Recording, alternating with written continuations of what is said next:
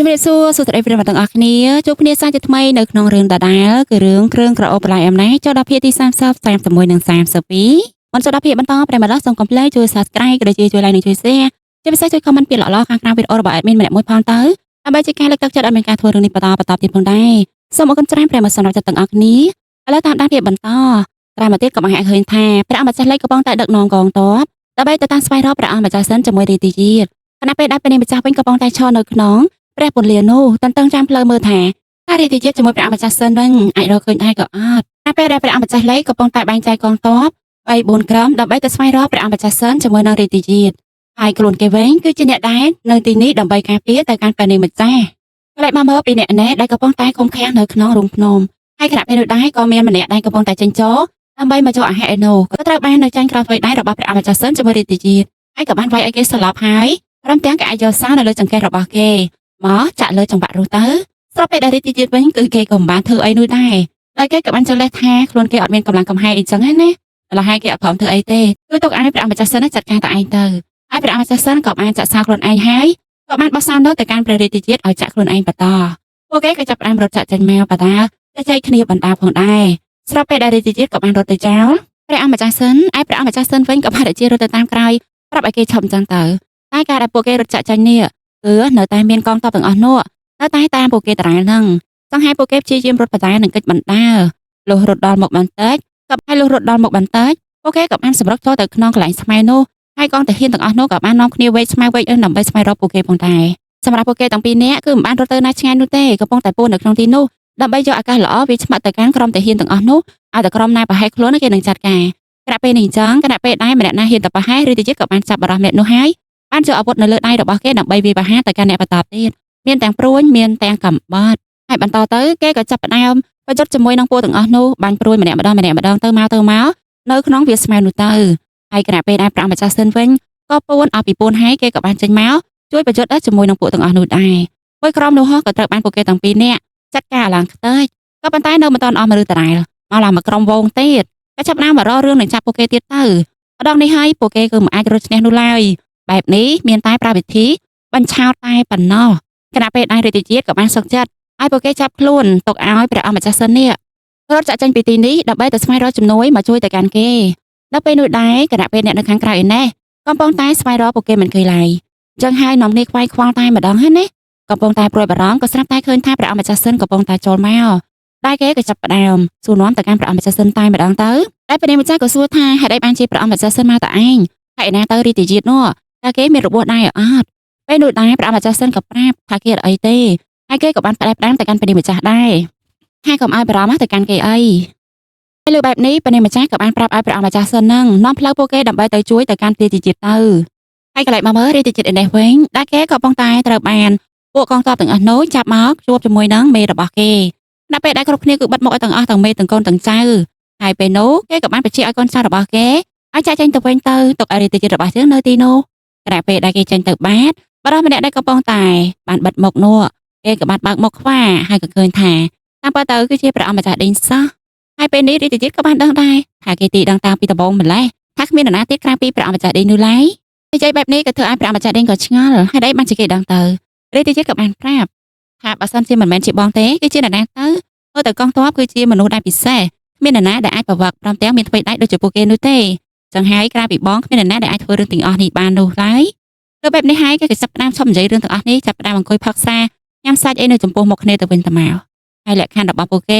េហើយដែលបានជាព្រះអង្គម្ចាស់ដេញមិនសម្លាប់ដែលសារតែគេក៏មិនចង់ឲ្យរាជទាយាទក៏ស្លាប់ដែរពីព្រោះថាបើសិនជារាជទាយាទស្លាប់ក៏គ្មានប្រយោជន៍សម្រាប់គេនោះឡើយម្ល៉េះហើយគេក៏ចាប់ផ្ដើមនិយាយលក្ខខណ្ឌជាមួយរាជទាយាទតែម្ដងអ្វីដែលគេកំពុងតែនិយាយនេះគឺពាក់ព័ន្ធជាមួយលក្ខខណ្ឌថារាជទាយាទនេះគឺពិតជាចង់ដឹងថាអ្នកណាជាអ្នកដែលបំពុលទៅកាន់ខ្លួនម្ល៉េះហើយព្រះអង្គម្ចាស់ដេញក៏បានចលេះនេះដើម្បីនិយាយលក្ខខណ្ឌជាមួយនឹងរាជទាយាទតែម្ដងទៅលើបែបនេះរាជទាយាទក៏ចាប់ផ្ដើមចាប់អារម្មណ៍ហើយក៏បានយល់ព្រមដាក់លក្ខខណ្ឌជាមួយនឹងព្រះអង្គម្ចាស់ដេញដោយឲ្យទ្រង់គឺជាអ្នកនិយាយមកថាមានលក្ខខណ្ឌអ្វីខ្លះព្រះអង្គម្ចាស់ដេញក៏ចាប់ផ្ដើមនិយាយលក្ខខណ្ឌរបស់គេថាគេនឹងសន្យាប្រាប់អាត់កំបាំងទៅកាន់រាជទាយាទថាអ្នកណាគឺជាអ្នកបំពុលតែក្នុងលក្ខខណ្ឌរបស់គេគឺសូមឲ្យព្រះរាជទាយាទនេះជួយរៀបភ្នោក៏ដូចជាបញ្ចូលព្រះម្ចាស់ច័ន្ទចូលទៅក្នុងគ្រួសាររាជវង្សផងទៅព្រោះថាតាំងពីគេដែលចាក់ចេញពីរាជវាំងមកសូម្បីតែបិតាក៏មិនដែលខ្វល់ខ្វាយពីសុខទុក្ខរបស់គេនោះឡើយមានតែព្រះម្ចាស់ច័ន្ទតែប៉ុណ្ណោះដែលគេជាមនុស្សស្រីម្នាក់ ដែលបានយកចិត្តទុកដាក់ជាមួយនឹងគេព្រមទាំងក៏បានស្រឡាញ់គេដោយស្មោះតែពេលនេះព្រោះតែគេនាងក៏បានលះបង់ជីវិតហើយក៏បានស្លាប់បាត់បង់ជីវិតហើយម្ល៉េះហើយគេសុំតែព្រះរាជជាតិនេះជួយគេបញ្ចូលធាតុរបស់នាងនេះចូលទៅក្នុងខ្សែរាជវង្សផងដែរនិយាយរួមឬរៀបចំភ្នូររបស់នាងឲ្យស័ក្តិសមជាឋានៈព្រះនាងគណៈពេលដែលព្រះអម្ចាស់ឌីងក៏បានរៀបរាប់ទាំងឈីចាផងពេលដែលនឹកឃើញទៅដល់នាងនោះរាជជាតិក៏បានចាប់ផ្ដើមយល់ព្រមប៉ុន្តែអ្វីដែលរាជជាតិកំពុងតែប្រាប់ទៅកាន់ព្រះអម្ចាស់ឌីងថាឲ្យព្រះអម្ចាស់ឌីងនេះចូលទៅកាន់រាជវាំងជាមួយនឹងគេរួចហើយសុំទោសទៅកាន់ព្រះបិតាលើតែតេតងជាមួយនឹងព្រះបិតាបែបនេះព្រះអម្ចាស់ឌីងក៏ឈឺសោកតែម្ដងណាហើយទ្រង់ក៏ងើបផ្លែតហើយឡើងក្អាកក្អាយឡើងអស់សំណោចដល់ពេលនឹកឃើញដល់បិតារបស់ខ្លួនឃើញតែបែបនេះព្រះរាជជាតិក៏ឆ្ងល់គណៈពេលព្រះអម្ចាស់ឌីងក៏ចាប់ផ្ដើមរៀបរាប់បិតាជាទីគោរពអីទៅតាមពិតទៅទ្រង់មិនអាចចាត់ទុកយើងគឺជាកូនរបស់ទ្រង់នោះទេតាំងពីតូចដល់ធំយើងមិនអាចទទួលបានក្តីស្រឡាញ់ជាឪពុកនឹងកូនឡើយហើយមួយទៀតគាត់មិនស័ក្តិសមជាបិតារបស់យើងឡើយគាត់គឺជាស្ដេចចឹងណាតែឯងបានដែរដឹងទេគាត់គឺជាស្ដេចដែលធ្លាប់បានធ្វើបាបទៅកាន់បងប្អូនបង្កើតរបស់ខ្លួនឯងគណៈពេលដែរព្រះអង្គឈាននេះបានទៅសមរភូមិជាមួយនឹងខ្លួនគាត់វិញបានរាជាសម្រាប់ព្រះអង្គឈានព្រមទាំងក៏បានដណ្ដើមរាជបល្ល័ង្កបែបនេះតែគាត់ស័ក្តិសមទទួលការសំទោសពីយើងដែរទេគាត់មិនស័ក្តិសមជាស្ដេចឡើយហើយសម្រាប់រឿងតាក់ទងជាមួយនឹងការបំពល់ឯងក៏ដឹងដែរថាគាត់គឺជានរណាទៅតាមពិតអ្នកបំពល់ឯងនោះគឺជាបិតានឹងហើយលើបែបនេះរាជជាតិក៏ចាប់ផ្ដើមនិយាយតបទៅវិ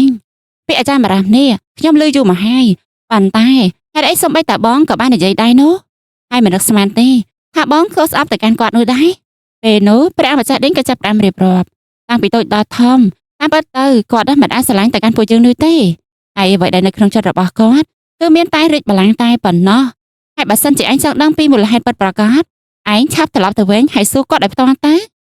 ពេលនោះដែររាជជាតិក៏ចាប់ផ្ដើមសម័យពីពាក្យសម្ដីរបស់មន្ត្រីទាំងអស់ដែលជាប់ទោសកន្លងមកហើយត្រូវបានគេសួរម្ដងមួយនោះមានមន្ត្រីខ្លះក៏បានប្រាប់ថាអ្វីគ្រប់យ៉ាងគឺជាព្រះអង្គនឹងគឺជាអ្នកដាក់ឯមន្ត្រីខ្លះទៀតក៏បាននិយាយទៀតថាមនុស្សដែលនៅក្បែរស្រឡាញ់ថ្នាក់ថ្នាក់បំផុតមិនបាច់ទុកចិត្តពេកនោះទេ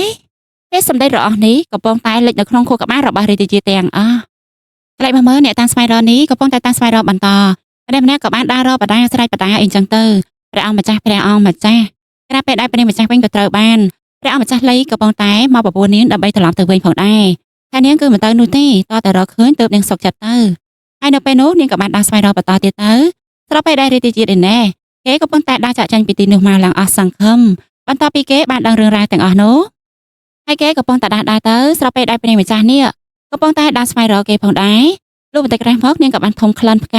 ាដែលនៅលើខ្លួនរបស់រាជជាតិនឹងនាងក៏ស្គាល់ច្បាស់ថាជាក្លិនរបស់រាជជាតិក៏បានបញ្ញាបញ្ញារត់ទៅតាមស្វែងរកទៅតាមក្លិននោះអញ្ចឹងទៅហើយលុះបន្តិចក្រោយមកគេក៏បានមកជួបគ្នានៅកន្លែងដែលគេធំក្លិននោះរាជជាតិក៏នៅតែដើរមិនខ្វាយខ្វល់ពីអ្វីទាំងអស់អារម្មណ៍វិញមិនដឹងជាហោះហើរទៅដល់ទីណានោះឡើយប៉ុន្តែនៅពេលដែលឃើញព្រះម្ចាស់គេក៏ចាប់ផ្ដើមសប្បាយចិត្តស្របពេលដែលព្រះម្ចាស់វិញក៏កាន់តែរំភើបសារតែគេកំពុងតែស្វែងរកទៅកាន់រាជជាតិយូរមកហើយតែពេលដែលបានឃើញហើយក៏បោះចោលគោមហើយរត់ទៅអោបគ្នាអញ្ចឹងទៅហើយអ្នកដទៃទៀតនៅពេលដែលរត់មកឃើញក៏ប្រែជាឈរមើលទាំងអមអៀនហើយជាពិសេសគឺព្រះអម្ចាស់លេជាមួយព្រះអម្ចាស់សិនទាំងពីរនេះក៏ចាប់ផ្ដើមបបួលគ្នាទៅវិញទៅទុកឲ្យពីរអ្នកនោះគេនឹងអោបគ្នាស្វីតផ្អែមល្ហែមតែពីរអ្នកខ្លាំងចិត្តស្គាល់តែពីរអ្នកនោះទៅហើយនៅពេលដែលអោបគ្នាផងផ្អែមល្ហែមដាក់គ្នាទៅវិញទៅមកសួរសុខទុក្ខព្រួយបារម្ភទៅវិញទៅមកផងនោះលោកបានតែក្រែងមករាជជាតិក៏បានតែជារើជាតិពលហើយគេក៏បានស្លាប់ទៅនៅក្នុងទីនោះទៅព្រះម្ចាស់ក៏បានត្រឹមតែស្រែកហៅឲ្យគេជួយតែប៉ុណ្ណោះហើយរឿងដែលរាជជាតិបាត់ខ្លួននេះព្រះអង្គទ្រង់កំពុងតែជ្រាបបានដឹងដែរប៉ុន្តែទ្រង់គឺមានចិត្តពលហើយហាក់ដូចជាមិនសូវស្រួលនៅក្នុងខ្លួនតតែសោះដោយតែបែបនេះព្រះអង្គទ្រង់ហាក់ដូចជាធ្វើប្រកេះយ៉ាងខ្លាំងហើយរាជអាមាត្យក៏បានស្រែកហៅទ្រង់ដើម្បីយកទៅព្យាបាលចឹងទៅរីឯរាជជាតិរបស់យើងក៏បានមានការព្យាបាលយកចិត្តទុកដាក់ពីរាជពេទ្យទាំងអស់ហើយក៏បានឃើញថារបួសរបស់គេនឹងកាន់តែធ្ងន់ទៅតែពេលនេះដែរគេនឹងអាចក្រោកបានហើយបន្តមកទៀតថ្ងៃបន្ទាប់គេក៏បានទៅគាល់ទៅកាន់ព្រះអង្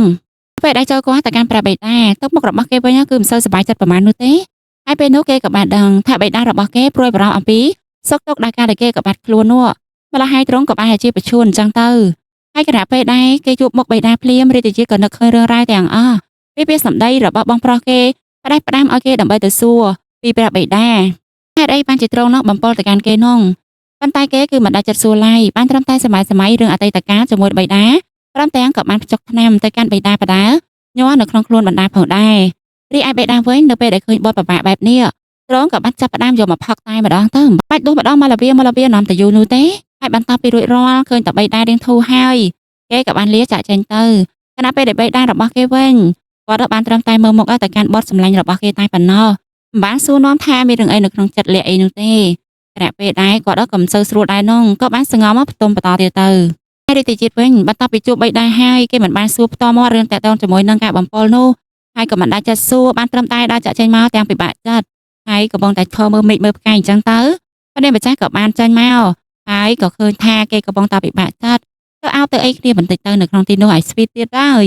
យតាំងពីត្រូវគ្នាឲ្យស្វីតឲ្យរហូតហើយបន្តពីនោះមកប៉ានាងម្ចាស់ក៏ចាប់ផ្ដើមបបួលគេដើម្បីទៅសម្រាប់ទៅកុំនៅទីនេះទៀតនាំតែមួម៉ៅម៉ងហើយលើបែបនេះដែររាជយាក៏ឆ្ងល់ដែរថាតើគួរទៅទីណាទៅប៉ានាងម្ចាស់ក៏បានបបួលឲ្យគេដើម្បីទៅផ្ទះនឹងឯងលុះទៅដល់បន្ទប់ខណៈពេលដែរសិនស៊ូក៏បានរៀបចំទឹកផ្កាវលីក៏ដូចជាទឹកថ្នាំរួចរាល់នោះនាងក៏បានប្រាប់ទៅកាន់ព្រះអង្គម្ចាស់ទៅផ្លាស់សម្លៀកបំពាក់មុនទៅរីឯខ្លួននាងវិញក៏បានទៅផ្លាស់ប្ដូរសម្លៀកបំពាក់ដែរលុះដែរផ្លាស់ប្ដូរសម្លៀកបំពាក់រួចរាល់ក៏បានដើរមកមើលឃើញថាព្រះនាងម្ចាស់កំពុងតែឈររងចាំគេនៅកន្លែងងូតទឹកនោះរាជជាតិក៏បានដើរចូលទៅពេលនោះព្រះនាងម្ចាស់ក៏បានប្រាប់នេះហើយគឺជាទឹកសម្រាប់ងូតហើយក៏ដូចជាត្រាំដើម្បីបន្សាបនៅជាតិពុលនៅក្នុងខ្លួនព្រមទាំងបន្សាយធ្វើឲ្យអារម្មណ៍ធូរស្បើយ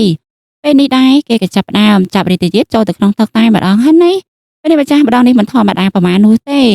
ហើយតាំងពីនេះក៏បានទៅងូតទឹកជាមួយគ្នានៅក្នុងលាអាងនោះទៅតែពីថាឡើងស្វីតទ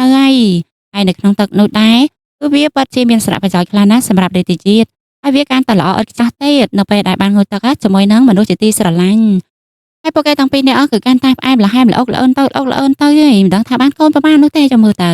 ៅតែពីថាអ្នកមើលវិញមិនដឹងជាឡើងជាស្គាល់ដល់ប្រមាណនោះទេតាំងពីភាគមុនរហូតដល់ភាគនេះហើយផ្អែមរហូតហើយបន្តិចក្រោយមកក៏ដល់ពេលវេលាព្រឹកបាតខណៈពេលដែរពេលនឹងម្ចាស់វិញគឺនាងឲ្យល្ងួយខ្លាំងហ្មងណាដោយសារតែហត់នឿយនោះអីខណៈពេលដែលរាជជាតិវិញក៏ប្រែតែជាអង្គុយមើលមុខទៅកាន់ប្រពន្ធបន្ទាប់ពីពេលនេះម្ចាស់ក៏បានដឹងខ្លួនហើយគេក៏បានសួរថាឥឡូវនេះអូនផ្ញើឲ្យមែនទេហើយការប្រជុំមិញមិនដែរគេលួចស្រួលទេហើយជាពិសេសទៀតតែការប្រជុំមិញហ្នឹងពេញចិត្តអត់ពេលនេះម្ចាស់វិញឡើងអីរួចហើយក៏និយាយថាពេញចិត្តខ្លាំងហ្មងណាឬតែបែបនេះរាជជាតិក៏ប្រែជាចង់ថោកទៀតហើយតែពេលនេះម្ចាស់ក៏បានតែជាយល់លេះហើយក៏ក្រោកទៅដើម្បីទៅយករបស់មួយប្រកល់ទៅកាន់ពេលនេះម្ចាស់ហើយបន្តិចក្រោយមកគេក៏បានចូលប្រអប់មួយដែលនៅក្នុងប្រអប់នោះគឺមានកូនកន្សែងដែលប៉ាក់នៅរូបដើមតំពាំងបែជូហើយនាងក៏បានរំលឹករឿងដែលពួកគេបានជួបគ្នាដំបូងពាក់ព័ន្ធជាមួយនឹងដើមតំពាំងបែជូកាលពេលនោះនាងមិនសូវពេញចិត្តទៅការរាជជាតិប្រមាណនោះទេតែនៅពេលនេះនាងនឹងយករបស់នោះដើម្បីជាចំណងអាពាហ៍ពិពាហ៍របស់ពួកគេនិងក្តីស្រឡាញ់របស់ពួកគេតរៀងទៅដែលនាងក៏បានប៉ាក់នៅកន្សែងពីរមួយសម្រាប់រាជជាតិហើយមួយទៀតគឺសម្រាប់នាងសម្រាប់រាជជាតិនៅពេលដែលលើសម្ដីរបស់ព្រះម្ចាស់ដែលនិយាយអំពីចំណងស្នេហាដែលនាងគឺមានចំពោះចការខ្លួនដ៏ជ្រាលជ្រៅបែបនេះធ្វើឲ្យគេកាន់តែរំភើបហើយរំភើបទៀតរអ្វីនិយាយចេញឡាយហើយក៏ទៅនោះដែរក៏កាត់មកបង្ហាញអំពីព្រះអង្គនេះវិញទ្រង់ក៏រំភើបដែរដោយសារតែដំណងពាក់ព័ន្ធជាមួយទិសពីរជាប់នៅពេលនេះគឺទទួលបានជោគជ័យហើយបង្ក្រាបពួកឆ្លើយសឹកជាពិសេសពួកឆ្លៀនពៀនអីនោះក៏បានណាធ្វើឲ្យទិសពីរជាប់ទាំងអស់នោះទទួលបានក្តីសុខនិងសុខសวัสดิភាពជាពិសេសគឺបានការពារទឹកដីបានសម្រេចព្រះអង្គទ្រង់លើបែបនេះហើយទ្រង់គឺសប្បាយប្រតិនេះប៉ុន្តែសុខភាពរបស់ទ្រង់ហើយដូចជាមិនសូវល្អសោះហើយដូចជាចង់ក្អួតចង់អីតែគណៈពេលដែរមន្ត្រីទាំងអស់នោះវិញកំពុងតែព្រួយបារម្ភថារឿងគឺវាល្អហើយតែយ៉ាងណាព្រះអង្គគួរតែថែទាំអំពីព្រះរាជសុខភាពរបស់ទ្រង់បន្តិចទៅគណៈពេលនោះដែរព្រះអង្គទ្រង់បានជាបដិសេធថាអត់អីទេទ្រង់នៅមានសុខភាពរឹងមាំទេតាហើយរឿងទឹកដីនេះគឺជារឿងដ៏ល្អខ្លាំងបំផុតដែលអាចបង្ក្រាបពួកឆ្លើយសឹកនោះអស់បានហើយបន្តពីនោះមកទ្រង់ក៏បានទៅសម្រាប់អញ្ចឹងទៅរឿងក៏កាត់មកបង្ហាញអំពីព្រះនាងម្ចាស់ជាមួយនឹងរាជជាតិបន្តតែពួកគេទៅតែក្រៅពីគេនោះទេស្រាប់តែព្រះនាងម្ចាស់វិញក្រោកបន្តបានប្រមាណផងក៏ដូចជាមានក្អួតចង្អោរដូចមិនសូវស្រួលខ្លួនសោះឃើញបែបនេះរាជជាតិក៏បញ្ញាដើម្បីទៅយកទឹកព្រួយបារម្ភហើយទៅកាន់ព្រះនាងម្ចាស់ខ្លាំងតែម្ដងហើយនៅពេលដែលយកទឹកមកញ៉ាំហើយក៏បានស្រេះហើយទៅកាន់មួយយូផងដែ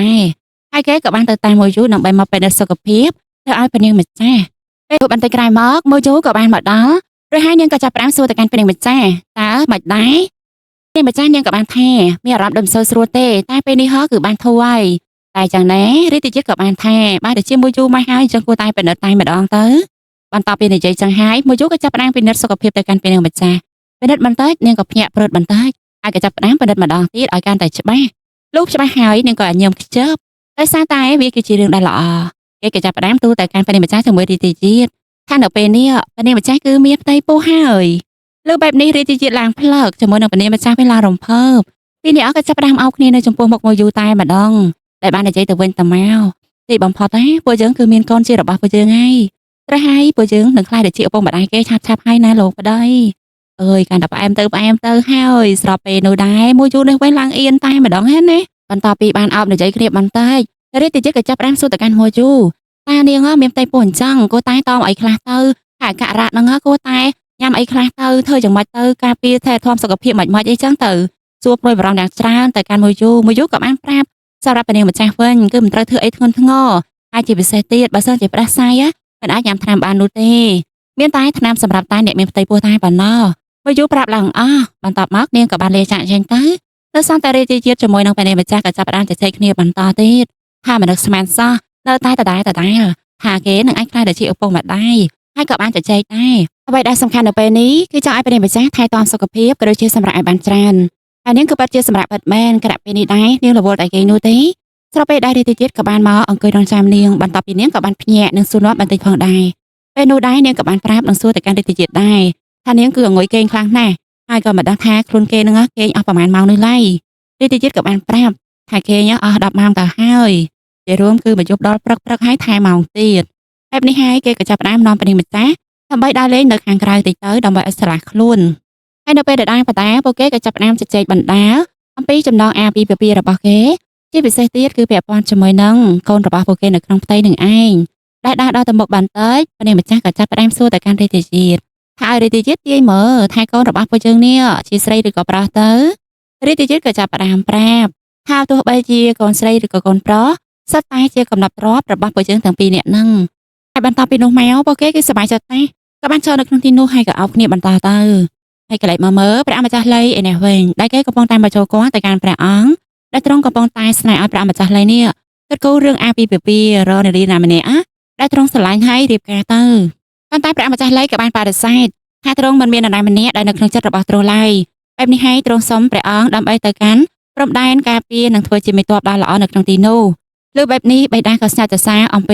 ការតាំងចិត្តរបស់ទ្រង់ខ្លាំងណាស់ស្របពេលដែលព្រះអម្ចាស់លីក៏បាននិយាយអំពីទឹកដីនគរប្រជាជនប្រេះប្រឹក្សាទាំងអស់នៅក្នុងនគរដាស៊ីងនេះបែបនេះហើយទ្រង់ត្រូវតែការពារនិងខិតខំឲ្យអស់ពីសមត្ថភាពហើយបន្ទាប់ពីនោះមកព្រះអង្គក៏បានជួបព្រមតាមសម្ដែងចឹងទៅហើយទ្រង់ក៏បានចេញមកក្រៅ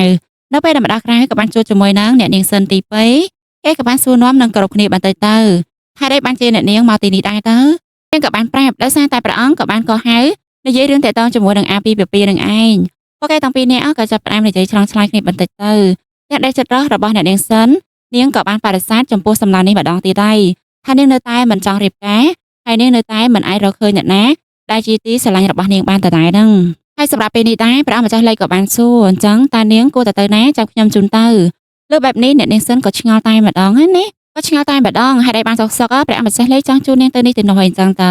ព្រះម្ចាស់លេខគេក៏បានដឹងថាអ្នកនាងសិននេះចូលចិត្តខាងកំណាព្រមទាំងចូលចិត្តនៅផ្នែករបាំជាពិសេសការប្រណាំងសេះការប្រកួតសេះមើលសេះអីហ្នឹងវិជាកូនអីហ្នឹងគឺនាងអាចដឹងទាំងអស់លើបែបនេះនាងកាន់តែភ្ញាក់ផ្អើលទៀតមិននឹកស្មានសោះថាអ្នកប្រុសលេដឹងពីខ្លួនច្រើនបែបនេះហើយបន្តពីនោះបាវនាងក៏ចាប់ផ្ដើមនិយាយរឿងរ៉ាវរបស់នាងថាវិជាការពិតការតែងកំណាព្យការប្រកួតនៅរបាំក៏ដូចជាការប្រមូលផ្ដុំនៅកម្មវិធីអ្វីផ្សេងៗពាក់ព័ន្ធជាមួយនឹងមនុស្សស្រីដែលខ្វះខាតជាពិសេសទៀតមនុស្សស្រីដែលលំបាកដូចជាកំព្រ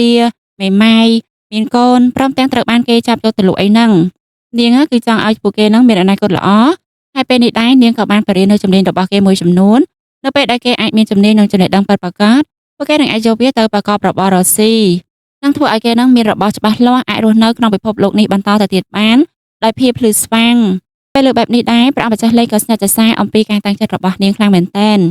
ហើយនាងក៏បានអរគុណទៅកាន់ព្រះអម្ចាស់លេខហើយព្រមទាំងបន្ថែមទៀតដែរថាមួយជីវិតនេះនាងតាំងចិត្តថាមិនរៀបការម្ល៉េះហើយមានតែកិច្ចការបែបនេះតែប៉ុណ្ណោះដែលអាចធ្វើឲ្យចិត្តរបស់នាងនឹងបានក្តីសុខនិងមានភាពយូរអង្វែងតរៀងទៅការជួយអ្នកដទៃគឺជាចិត្តរបស់នាងដែលធ្លាប់មានពីមុនមកបន្ទាប់ពីនោះមកពួកគេទាំងពីរនាក់ក៏ចាប់ផ្ដើមលាគ្នាសារចេញទៅ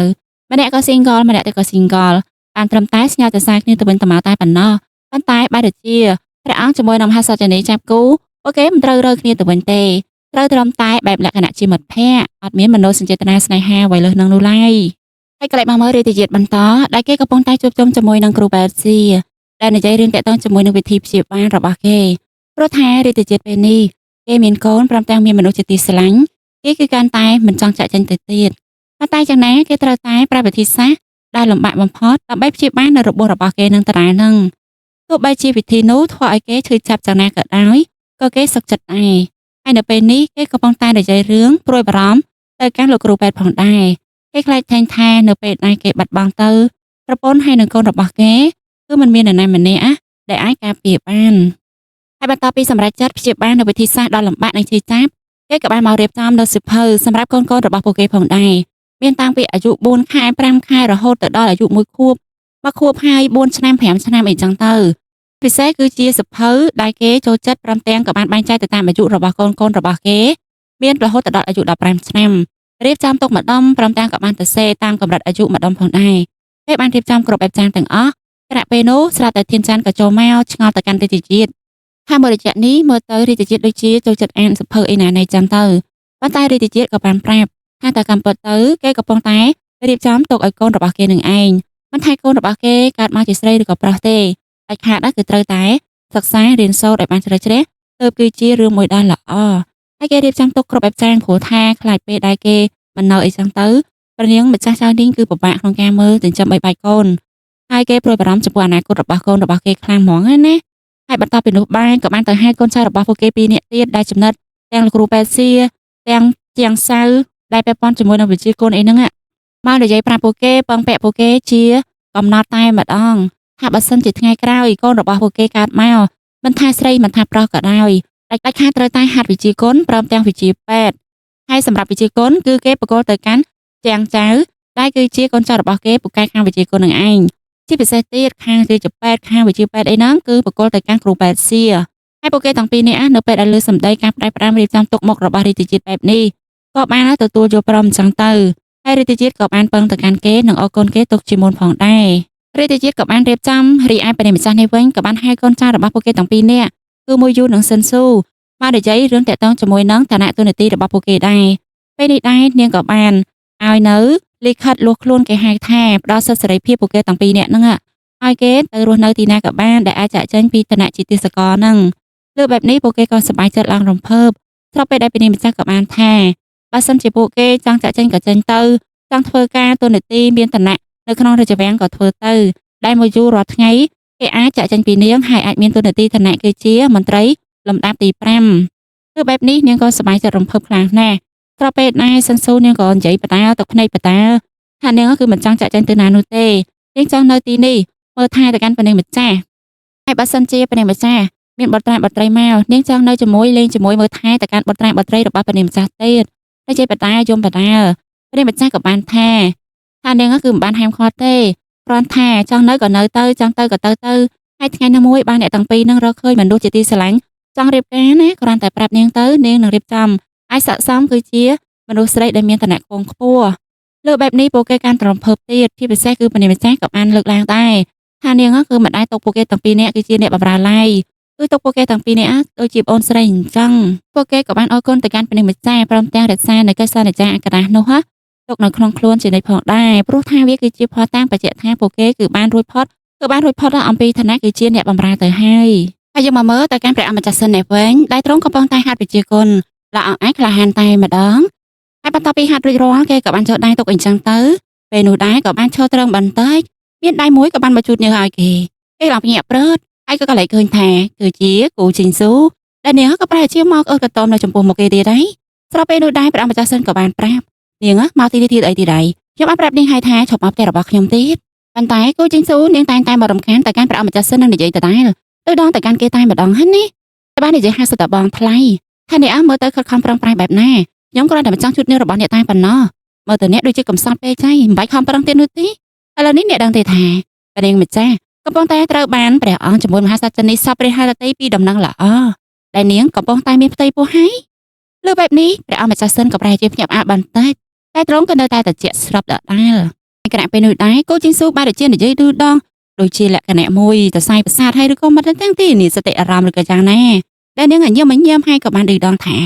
ាបងថ្លៃជីវិតរបស់អ្នកជាមួយនឹងខ្ញុំគឺពិតជាដូចគ្នាខ្លាំងណាស់មើលទៅអ្នកតែងតែចង់បានអ្វីតែចង់ក្រោយបែរជាទទួលបានអ្វីសោះ ចឹងហើយពួកយើងក៏ពិតជាស័ក្តិសមគ្នាខ្លាំងណាស់ណែនិយាយឌីដងបែបនេះហើយបែរជាលោកដៃហ្នឹងទៅជូតញើសទៅឲ្យគេទៀតប៉ុន្តែត្រូវបានប្រាក់ម្ចាស់សិនចាប់ទៅបាច់កក់ឡើងមួយទំហឹងហើយនៅពេលដែលគេត្រូវចាំបាច់កក់វានឹងស្លាប់ទៅហើយនៅតែខំប្រឹងសោយឡើងឆ្ញាញ់ទៀតទៅណាបើកាអាខាសោចនឹងចំអកទៅកាន់គេហើយនាងក៏ភឹងនិយាយដែរថាកាលណាអ្នកកាន់តែខើខ្ញុំកាន់តែរំភើបចឹងហើយបានជានាងសោយទីដល់ទៅកាន់គេដូចជាមនុស្សសតិអញ្ចឹងមកតែឃើញនាងពេលណាគឺថាក្តៅកាហាយហ្មងហើយនេះមិនដឹងជាមនុស្សយ៉ាងម៉េចទេនិយាយរួមគឺមនុស្សដែរពោពេញទៅដោយកំហឹងនឹងអំណាចនឹងចង់បាននឹងឯងម្ល៉េះហើយពេលនេះសោយបន្លំទុកទោះបីជាដឹងថារបស់នោះមិនអាចទទួលបាននៅតែខំប្រឹងទៀតលើលោកនេះគឺពិតជាមានមែនមនុស្សអញ្ចឹងណាហើយបន្តពីគេបានចាំបាច់ក៏អញ្ចឹងហើយគេក៏ចាប់ផ្ដើមប្រឡែងទៅបន្តពីប្រឡែងហើយក៏ខំប្រឹងសោយទៀតទាំងដែលស្ទើរដាច់ខ្យល់ទៅហើយនោះហើយសម្រាប់ព្រះអង្គម្ចាស់សិនបន្តពីនោះមកគេក៏បាននឹករលឹកទៅដល់ប្រពន្ធទៀតហើយមកឲ្យធូកហើយរំលឹកទៅដល់គេនៅចំពោះមុខប្រាក់ព្រលឹងហើយក៏បានសម័យកាលពីពេលមុនបន្តិចតែកូនចៅរបស់គេធ្លាប់ឲ្យធូកឲ្យហើយអុចទៅធូកនោះក៏បាក់គេក៏ខឹងចំពោះកូនចៅនោះគ្រាប់ពេលដែលពួកគេកំពុងតែភ័យផងហើយក៏បានសួរថាដែលបាននៅសុកវាបាក់អញ្ចឹងហើយបន្តិចក្រោយមកក៏មានអ្នកស្រីម្នាក់ក៏ចូលមកប្រាប់ថាធូកនេះគឺដោយសារតែការលេគ្រឿងក្រអូបវាអត់ត្រូវចឹងហើយបានជាវាបាក់ហើយការដែលបានធូកបាក់បែបនេះហើយដែលបានជាព្រះអម្ចាស់សិនក៏ខឹងព្រោះថាវាគឺជាប្រភ្នូលថាពួកគេជាមួយនឹងឈីងហ្នឹងនឹងបែកគ្នាជារៀងរហូតអស់មួយជីវិតហើយអស់មួយជាតិទៅមួយជាតិគឺមិនអាចជួបគ្នាបាននោះទេតែចឹងណាគេក៏បានបញ្ជាឲ្យអ្នកបម្រើទៅយកធូកថ្មីហើយពេលនេះដែរបច្ចុប្បន្នណាគេក៏បានអុជធូកហើយក៏បាននិយាយដដែលថាចឹងណាក៏ដោយឈីងនៅតែជារបស់គេអស់មួយជីវិតគេនៅតែជាទុកឈីងជាប្រពន្ធរបស់គេជារៀងរហូតមិនបដូរចិត្តនោះឡើយតែសម្រាប់ព្រះរាជជាតិឯនេះវិញដែលគេកំពុងតែទទួលការព្យាបាលពីលោកគ្រូពេទ្យស៊ីដោយមានការជឿចាប់ចាងខ្លាំងហើយពេលនេះដែរទៅមុខរបស់គេវិញគឺពងតែស្លេកស្លាំងអស់កម្លាំងតែម្ដងហ្នឹងណាសម្រាប់គ្រូពេទ្យស៊ីក៏មិនធម្មតាដែរគាត់កំពុងតែមិនសូវសប្បាយចិត្តទេបន្តពីព្យាបាលទៅកាន់រាជជាតិរួចហើយរាជជាតិក៏បានសួរទៅកាន់គាត់ដែរថាប្រាប់គាត់ឲ្យត្រង់មកថាគេសល់ពេលវេលាដែលគេនៅសល់ប៉ុន្មានទៀតទៅពេលនោះដែរគ្រូពេទ្យស៊ីក៏បានសុខចិត្តប្រាប់ថាការព្យាបាលនេះឥឡូវនេះជាតិពុលក៏បានជ្រាបចូលទៅដល់ឆ្អឹងអស់ទៅហើយគឺថាទូបង្គំមិនមានសមត្ថភាពទៀតនោះទេគេបានតែជិះសុំទោសទៅកាន់ព្រះរាជជាតិហើយគណៈពេលនោះធានច័ន្ទក៏កំពុងតែឈរខាងក្រៅវិញគេក៏សម្រក់ទឹកភ្នែកផងដែរនៅពេលដែលដឹងថាពេលវេលាដែលរាជជាតិនៅសល់គឺកាន់តែតិចទៅបំផុតហើយបន្តពីនោះមករាជជាតិក៏បានសុំទៅកាន់គ្រូពេទ្យស៊ីដែលគេបានដឹងថាគ្រូពេទ្យស៊ីមានថ្នាំម្យ៉ាងដែលអាចបញ្ជាអាយុជីវិតរបស់គេបានពី3ឆ្នាំទៀតតែគ្រូពេទ្យស៊ីក៏បានបដិសេធថាមិនចង់ឲ្យឡើយព្រោះថាថ្នាំនេះវាមានគ្រោះថ្នាក់កាន់តែខ្លាំងតែចំណានរាជជាតិក៏សុំគេត្រូវតែរស់ឲ្យបានយូរទីនឹងទីទៀតដើម្បីកូននិងប្រពន្ធរបស់គេថាតើគេស្លាប់ទៅកូននិងប្រពន្ធរបស់គេជាពិសេសគឺកូនគេមិនអាចមើលឃើញគេលុះឡើយចឹងក្រៅគ្រូពេទ្យស៊ីក៏បានចូលព្រមទៅរាជជាតិក៏បានចេញពីការព្យាបាលមកឬហើយគេក៏បានមកអង្គុយសេតតែម្នាក់ឯងនៅពេលដែលកំពុងតែអង្គុយនោះក៏បានព្រះនាងចានីងក៏ចូលមកសួរនាំទៅកាន់គេហេតុអីបានជាគេមិនសប្បាយចិត្តមើលទៅដូចជាមានទុកកង្វល់រាជជាតិក៏បានមិននិយាយអ្វីជាទុកកង្វល់របស់គេឡើយអ្វីដែលគេកំពុងតែគិតគឺគិតអំពីកូននិងប្រពន្ធថាតើពេលវេលារបស់គេយូរប៉ុណ្ណាបើសិនជាគេទៅបានកូននិងប្រពន្ធរបស់គេយ៉ាងណាចឹងទៅប្រាប់ទៅកាន់ព្រះនាងម្ចាស់ហើយព្រះនាងម្ចាស់ក៏បានប្រាប់ទៅកាន់គេវិញដែរថាសម្រាប់នាងវិញគឺមិនដែលស្ដាយក្រោយឡើយក្នុងការរៀបការជាមួយនឹងទ្រង់ហើយទោះបីជាពេលវេលាយ៉ាងណាក៏ដោយគឺនាងទទួលយកទាំងអស់បន្តពីនោះគេក៏បាននិយាយរឿងកូនរបស់គេអញ្ចឹងតិចទៅកូននៅទូចសោះប្រហែលជាប៉ាបន្តិចឃើញថាធាក់អីចឹងណាព្រះនាងម្ចាស់ក៏បានប្រាប់វិញកូនទូចញេបនឹងចេះធាក់អម៉េចរាជជាតិក៏ធ្វើជានិយាយជាមួយនឹងកូនចឹងតែប្រែផ្ដាំទៅកាន់កូននឹងពោះថាបើសិនជាគេកាត់មកត្រូវតែធ្វើជាមនុស្សល្អជួយម៉ែការពារម៉ែឲ្យបានណាហើយគេក៏ចាប់ផ្ដើមដាក់ឈ្មោះកូនរបស់គេថាស៊ូជុនលោកបែបនេះព្រះនាងម្ចាស់ក៏បានប្រកាសដោយសារតែឈ្មោះនេះវាមានន័យថាអំណាចគ្រប់គ្រងផែនដីអញ្ចឹងណាខ្លាចឃើញលោថាព្រះអង្គមិនអនុញ្ញាតតែយ៉ាងណារាជជាតិគេក៏បានថានេះគឺជាកូនរបស់គេចឹងហើយអ្វីគ្រប់យ៉ាងគេជាអ្នកសម្រេចគេច្បាស់ណាស់ថាព្រះអង្គក៏អាចយល់ព្រមដែរពេលនោះដែរព្រះនាងម្ចាស់ក៏បានចូលស្របតាមនឹងទៅស្របពេលដែលសេកនោះវិញឃើញពីអ្នកគេកំពុងតែអមអៀនអញ្ចឹងណាខ្លួនគេក៏អៀនតាមនឹងដែរហើយកន្លែងមកព្រះអង្គម្ចាស់រៀងយ៉ាងនេះវិញតែគេកំពុងតែលុចជង្គង់នៅចំពោះមុខភ្នោប្រពន្ធគេតែឥឡូវនេះព្រះរាជជាតិក៏បានធ្វើតាមសំណពររបស់ទ្រង់រាជចាំភ្នោរបស់គេបានចាស់ល្អស័ក្តិសមជាមួយនឹងទូនាទីនិងឋានៈហើយសម្រាប់ទ្រង់វិញកំពុងតែខឹងទៅកាន់បិតាតែបានបំផ្លាញពីអនាគតរបស់គេពីតូចដល់ធំជាពិសេសទៀតនៅពេលដែលគេមានមនុស្សជាទីស្រឡាញ់ហើយបែរជាបំផ្លាញមនុស្សជាទីស្រឡាញ់របស់គេទៀតម្ល៉េះហើយពេលនេះគេកំពុងតែតាំងចិត្តថាគេនឹងត្រូវតែបំពេញនិងសងសឹកទៅកាន់បិតារបស់គេឲ្យបានត្រូវធ្វើចំណាកឲ្យគាត់ស្ដាយក្រោយរឿងទាំងអស់នេះប្រឡងប្រពន្ធរបស់គេកំពុងតែឈរនៅក្នុងទីនោះ បាននិយាយផងដែរថាឲ្យប្តីរបស់គេបកក្រោយទៅបោះបង់កំណត់អីចឹងណាតែយ៉ាងណាព្រះអង្គម្ចាស់ឌីនៅតែតាំងចិត្តធ្វើរឿងទាំងអស់នេះឲ្យខានតែបានហើយលើកក្រោយមកទៀតនៅក្នុងរាជវាំងក៏មានកម្មវិធីជប់លៀងដែលគេជាកម្មវិធីចម្រើនប្រជជនទៅកាន់ព្រះមហាក្សត្រជនីនឹងឯងពេលនេះដែរក៏មានរបាំហើយក៏មានការចូលរួមពីពនាងគ្រប់គ្នារួមទាំងម្ចាស់ស្ត្រីព្រមទាំងព្រះអង្គផងដែរជាពិសេសគឺពនាងម្ចាស់ចានីជាមួយរាជាជាតិខណៈពេលដែរកំពុងតែអង្គុយមើលការរាំរបាំនោះយ៉ាងសប្បាយចិត្តក៏មានពនាងម្ចាស់ក៏ដូចជាអ្នកចូលរួមនៅក្នុងទីនោះសឹកសៀវអំពីទឹកមុខរបស់ពនាងម្ចាស់ចានីផងដែរហើយរកដងឃើញនាងមុខកញ្ញើរហូតតែពេលនេះដែរមើលទៅមុខគឺអញ្ញឹមអញ្ញែមខុសហាពីសពមួយដងពួកគេគឺអញ្ញឹមអញ្ញែមមែនហ្នឹងហើយបន្តិចក្រោយមកការរាំរែកថ្វាយប្រពរនោះក៏បានចាប់សពគ្រប់ផងដែរតែបានចូលនំមកថ្វាយទៅកាន់ព្រះមហាក្សត្រជនីជាមួយនឹងព្រះអង្គហើយបន្ទាប់ពីនោះព្រះមហាក្សត្រជនីទ្រង់ក៏បានមានបន្ទូលទៅកាន់ព្រះអង្គម្ចាស់គ្រប់រូបក៏ដូចជាទៅកាន់ពនាងគ្រប់គ្នាថាថ្ងៃនេះគឺជាថ្ងៃជួបជុំលក្ខណៈគ្រួសារអញ្ចឹងហើយទ្រង់សង្ឃឹមថាគ្រួសាររបស់ទ្រង់នឹងគឺមានក្តីសុខតរៀងទៅហើយសម្រាប់អ្នកដែលមានកាតព្វកិច្ចនៅឯព្រំដែនឯនោះក៏សូមជូនពរពីចម្ងាយឲ្យពួកគេជួបតែរឿងល្អៗផងដែរបន្ទាប់ពីទ្រង់មានបន្ទូលចឹងហើយក៏ចាប់ផ្ដើមចាក់ស្រែមួយពេងដើម្បីថ្វាយព្រះពរទៅកាន់ព្រះមហាក្សត្រជនីគ្រប់គ្នាអញ្ចឹងទៅហើយលុះបន្តិចក្រោយមកខណៈពេលខាងក្រៅនេះក៏ស្រាប់តែមានអាមាត្យឡើងមកជួកំពុងតែការនំនែកដើម្បីចូលមកខាងក្នុងប៉ុន្តែក៏ត្រូវមានកងទ័ពបិទមកដែលគេកូនចៅរបស់ព្រះអង្គម្ចាស់ឌីនឹងឯងពេលនេះគេក៏បានសម្លាប់អាមាត្យនោះហើយក៏បានបន្លំខ្លួនដើរចូលមកខាងក្នុងកម្មវិធីនោះទៅលុះចូលមកបានបន្តិចគ្រប់គ្នាគឺអត់បានដឹងតតែសោះខណៈពេលដែលកំពុងតែភ្លេចខ្លួនពួកនោះគេចាប់ផ្ដើមទៅសម្លាប់តែកាន់ស្រីៗនៅក្នុងនោះម្នាក់ម្ដងធ្វើឲ្យគ្រប់គ្នាក៏ភ័យសព្រាតហើយពេលនោះក៏បាននាំគ្នាស្រែកផ្អើលថាឃាតករហើយក៏បានដឹងថាកូនចៅរបស់ពួកគេផ្សេងទៀតក៏ស្រុកចូលមកផងដែរហើយស្រីៗគ្រប់គ្នាកំពុងតែភ័យបន្ទាប់ពីនោះមកក៏ផ្អាកឈរត្រង់បន្តិចស្របពេលដែលព្រះអង្គម្ចាស់ក៏បានបញ្ជាឲ្យទៅការស្រីៗទាំងអស់ទៅកិច្ចខ្លួនម្ដងទៅពេលនោះដែរព្រះម្ចាស់គឺមិនចង់ទៅឡើយថានាងចង់នៅទីនេះការពារទៅដល់រាជជាតិតែយ៉ាងណារាជជាតិក៏ត្រូវតែបញ្ជូននាងទៅកន្លែងសុវត្ថិភាពហើយគេនឹងចាត់ការជាមួយនឹងពួកទាំងអស់នោះដោយក៏ចាប់ផ្ដើមហៅកូនចៅរបស់គេនៅសំណាក់ខាងការចេញមកបន្តពីនោះក៏ចាប់ផ្ដើមប្រយុទ្ធតទល់ជាមួយនឹងពួកសត្រូវនោះទាំងអស់ទៅដែលមានព្រះអង្គម្ចាស់កំពុងតែគង់នៅក្នុងទីនោះផងដែរហើយការប្រយុទ្ធរបស់ពួកគេនោះក៏បានធ្វើឲ្យព្រះអង្គនេះក៏បានមើលឃើញអំពីថ្វីដៃរបស់រាជជាតិដែលទ្រង់គឺចាប់អារម្មណ៍ខ្លាំងណាស់តែរាល់ដងទ្រង់មិនដែលឃើញថាគេមានសមត្ថភាពសោះប៉ុន្តែលើកនេះទ្រង់ឃើញនឹងភ្នែកហើយរាជជាតិគឺមានវិជាកូនខ្លាំងពូកែមិនមែនទន់ខ្សោយដូចជាគាត់ធ្លាប់គិតនោះទេហើយខណៈពេលដែលស្រីៗនៅវិញក៏ប៉ុន្តែចូលមកក្នុងបន្ទប់ព្រះហើយក៏បានបញ្ជាអ្នកបម្រើនឹងយកតុយកៅអីដើម្បីបិទទ្វារឲ្យជិតថាបើចូលមកក៏ត្រូវតែចាត់ការតែម្ដងហើយបន្តពីនោះអ្នកខ្លះក៏ផុតភ័យស្រីៗខ្លះក៏ត្អូញត្អែថាគេមិនចង់ស្លាប់ឡើយបន្តពីខ្វល់ខ្វាយពេលនេះម្ចាស់ក៏បានប្រាប់ពួកគេកុំឲ្យយំហើយនាងក៏ចាប់ផ្ដើមរកមធ្យោបាយដែលមធ្យោបាយរបស់នាងនេះគឺយកស្នៀតសក់ដែលនៅលើសក់ហ្នឹងគឺធ្វើជាអាវុធហើយបន្តពីនោះនាងក៏បានប្រមូលថង់ក្រអូបរបស់ស្រីៗទាំងអស់ដើម្បីមកលេគ្រឿងក្រអូបដើម្បីសម្រាប់ទៅកាន់អ្នកណាហ៊ានទៅចូលមកពួកគេនឹងចាត់ការហើយគណៈពេលនោះបង្ហាញពីខាងក្រៅឯនេះវិញដែលមានការប្រយុទ្ធស៊ីសាច់ហុតឈាមតែម្ដងហ្នឹងណាបន្តពីធានច័ន្ទនេះវិញក៏បានបញ្ជូនសញ្ញាទៅកាន់ព្រះអង្គម្ចាស់លីដែរហើយព្រះអង្គម្ចាស់លីបន្ទាប់ពីឃើញសញ្ញាហើយគេក៏បញ្ញាបញ្ញាដឹកនាំកូនចៅដើម្បីមកជួយទៅកាន់ទីជាតិនៅក្នុងរាជវាំងទៅព្រោះថាមុននឹងរាជជាតិក៏ធ្លាប់បាននិយាយជាមួយនឹងគេដែរថាព្រះអង្គម្ចាស់ឌីងគេមិនបោះបង់ចោលកំណត់សងសឹកទៅកាន់ព្រះបិតានោះទេចឹងហើយគេត្រូវតែការពារជានិច្ចហើយសម្រាប់នៅក្នុងរាជវាំងបន្តក៏បានឲ្យឃើញថាព្រះអង្គម្ចាស់ឌីងក៏បានសម្រុកចូលមកហើយឃើញតែបែបនេះព្រះអង្គទ្រង់ក៏ខ្ញាល់តែម្ដងក៏បានស្រែកអើទៅកាន់ព្រះអង្គម្ចាស់ឌីងស្រែកអើថាឯងគឺជាកូនស្អីទៅបើដូចជាក្បាត់ជាតិធ្វើរឿងខុសខើអញ្ចឹងពេលនោះដែរព្រះអង្គម្ចាស់ឌីងក៏ចាប់ផ្ដើមនិយាយកូនអ្នកណាជាកូនអ្នកណាជាឪរបស់លោកគឺលោកមិនដែលចាត់ទុកយើងគឺជាកូននោះទេលោកតែងតែគិតដល់ពីខ្វល់ខ្វាយពីបល្ល័ង្ករបស់លោកតែប៉ុណ្ណោះ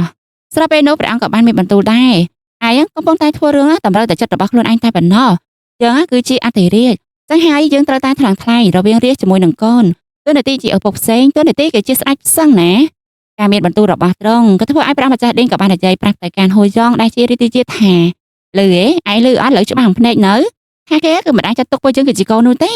គេទុកបល្ល័ង្ករបស់គេសំខាន់ជាងពួកយើងឯងស្ដាប់បានទ